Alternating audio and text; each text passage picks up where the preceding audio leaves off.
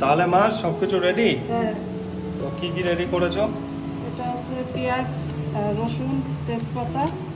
এটা আদা, রসুন, পেঁয়াজ, টমেটো, জিরে সবকিছু দিয়ে মিক্স paste করে নিয়েছো, হ্যাঁ। পেস্ট করে আর নিয়েছো। আলু আলু ভেজে নিয়েছি। আলুটা আগে ভেজে নেওয়া আর মাংসটা ফ্রেশ করে paste ধোয়া। করে দেওয়া। এবার পেঁয়াজগুলো পেঁয়াজ। ছেড়ে দেওয়া। হলুদ গুঁড়ো দিয়ে দিল।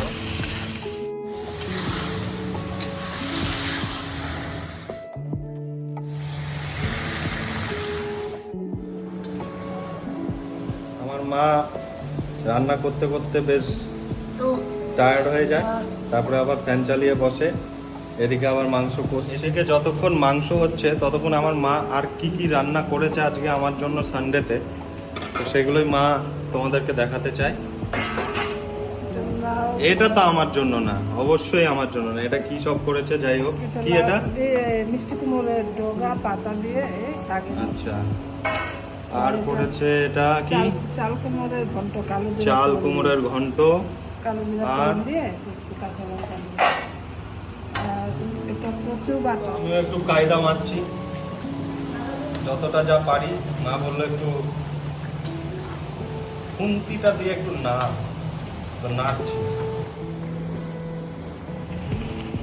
একটু কষানো খেয়ে নে।